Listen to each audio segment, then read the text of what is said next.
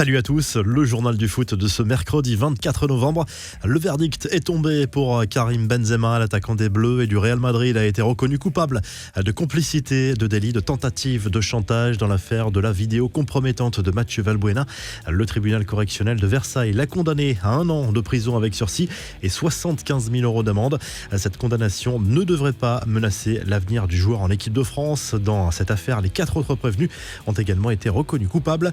Énorme choc ce mercredi soir en Ligue des Champions entre Manchester City et le PSG. Coup d'envoi à 21h à l'Etihad Stadium avec la qualification et la première place en jeu dans ce groupe. Kylian Mbappé était malade en début de semaine et a été préservé, mais il est bien du voyage en Angleterre. Sauf surprise, l'attaquant parisien débutera la rencontre aux côtés de Lionel Messi et Neymar. Sergio Ramos, présent dans le groupe pour la première fois depuis sa signature au PSG cet été, devrait lui débuter sur le banc. En défense, Marquinhos et Kimpembe commenceront dans l'axe. Mauricio Pochettino devrait reconduire une défense à 4. Avant le match, le coach argentin a été interrogé également sur son avenir alors que la presse britannique l'annonce dans le viseur de Manchester United. Le problème, c'est que la réponse n'a pas été si claire que cela. Nous ne pouvons pas parler de ça par respect pour mon club, le PSG. Vous savez très bien que tout ce qu'on peut dire peut être mal compris, a confié le technicien argentin avant de tenir un discours un peu plus rassurant. Il se dit heureux à Paris et rappelle qu'il est sous contrat jusqu'en 2023. À suivre également ce mercredi soir dans le groupe du PSG, Bruges qui accueille le RB Leipzig, Liverpool face à Porto, l'Atlético Madrid reçoit l'AC Milan. Match important pour la qualification entre le Sporting Portugal et le Borussia Dortmund. L'Inter accueille le Shakhtar Donetsk et le Real Madrid est en déplacement sur le terrain du Sheriff Tiraspol. Un coup d'œil également sur les matchs disputés mardi soir. Belle opération de Lille qui prend les commandes de son groupe de Ligue des Champions grâce à un match solide récompensé par une victoire contre le RB Salzbourg. Score final 1-0 grâce à un but signé Jonathan David. Le LOSC est leader devant les Autrichiens, mais toutes les équipes peuvent encore se qualifier dans ce groupe avant la dernière journée.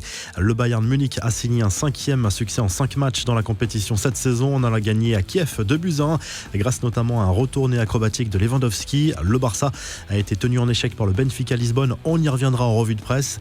Victoire et qualification de Manchester United après son succès 2-0 à Villarreal. Cristiano Ronaldo a marqué. La Juve a pris l'eau face à Chelsea. On y reviendra là aussi en revue de presse.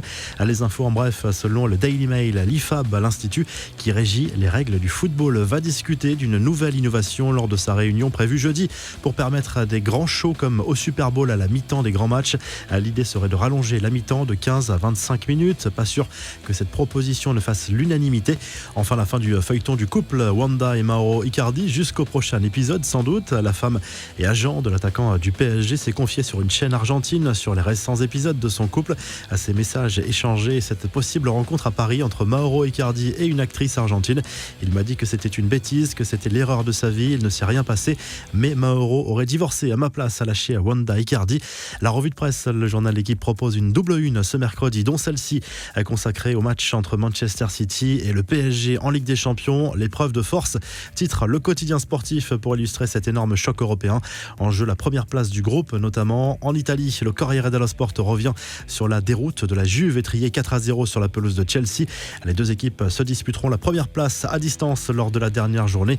L'Atalanta devra battre Villarreal pour arracher la qualification pour les 8e de finale. Enfin en Espagne, le journal AS consacre sa une au Barça qui n'a pu faire mieux que match nul sur sa pelouse contre le Benfica Lisbonne.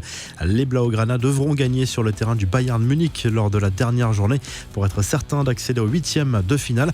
Sinon, il faudra se contenter de l'Europa League. Si le journal du foot vous a plu, n'hésitez pas à liker et à vous abonner pour nous retrouver dès demain pour un nouveau journal du foot.